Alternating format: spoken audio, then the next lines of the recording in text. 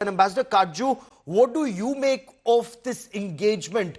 Der aaye, durust aaye, Afghanistan too important not to remain engaged with, sir?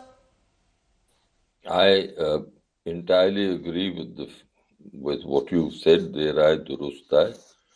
I have been arguing, as you well know, since 2017 that India should engage the Taliban, because the signs were quite clear that the Afghan Republic was not holding.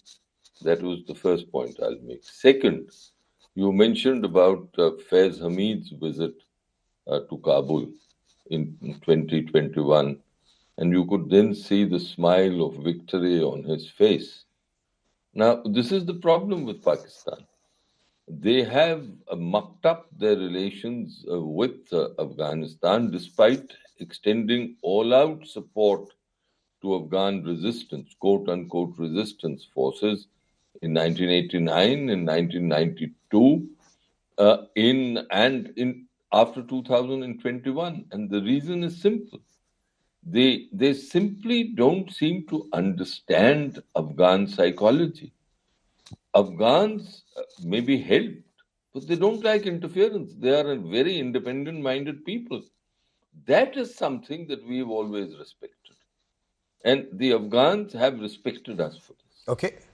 They've respected us, and you would know them well. You engaged with them even during IC-814 hijack and subsequently, and I'll come to that in just a moment. I want to bring in Mursal Nurzai, who joins us from Munich, an Afghan strategic affairs analyst. What does India engaging with the Taliban government in Afghanistan mean for the people of Afghanistan right now, in your view, Ms. Nurzai? Namaste, assalamu alaikum, adab. Thank you for having me. It's extremely important, and as you said, der aaye, durust aaye, to engage with Taliban. I think this should have been happened before, but it's never late. And for me, India being involved in this topic is very important. I tell you, based on the facts, India has a proud history of championing education, health, and social equality in its own country, having the largest population in the world now. So for India to use this experience and have this strategy to support a neighboring country and support a country who's always had the great political friendly ties, this will help Afghanistan a lot. And when we talk about Afghanistan, it's not a country of one specific regime. It's a country of hundreds of different political views. It's a country of different regions. It's a country of different kind of people with different languages and with different cultural ethnicities. So India or any other nation in this kind of situation, the nation seeks to support Afghanistan. We must ensure our aids or the aids extends beyond infrastructure and the immediate relief. It must actually promote the access to education for women and girls. And that's a very important point you raised, ma'am.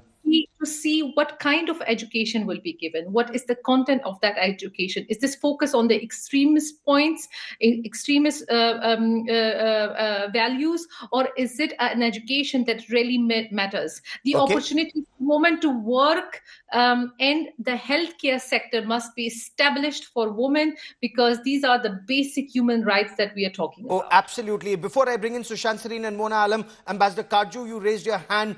You want to quickly respond to Ms. Nurzai? I do believe that India should bring these points to Afghan attention.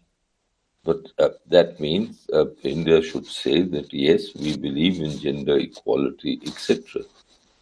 But nothing beyond that. It is for the Afghans to build their own nation in their own style. There are universal values with regard to gender, and we respect those values. But however, if we try to push the Afghans, there will be a pushback. So these things have to evolve by themselves in time. And I'm sure that the Afghan lady, my colleague on this panel, would understand that. If we become prescriptive, we will fail. My last point, I think a survey was done in sometime around 2010, and Indian assistance was considered the most popular assistance in Afghanistan. I know a little bit about it because the process began when I was ambassador there. And at that stage, I told the Afghan leaders, I said, look, India is your friend. We will assist you as the best way we can. But it is for you to decide your priorities. It is not for us to prescribe. So India's I help, India's help comes no strings attached. Unlike Pakistan, that has a string attached to everything. We'll also talk about China in just a moment. But Mona Alam, before I bring in Sushant Sareen, Pakistan was celebrating the pictures of then DG ISI Lieutenant General Faiz Hamid at the Serena Hotel in Kabul, and we'll just put out those images on our television screen. That was seen as this big victory for Pakistan. How did things go downhill ever since, or were they always downhill? Because Imran Khan in jail, and of course Faiz Hamid, I believe, again in jail. Your DGISI is now in jail, or at least attached for a court-martial.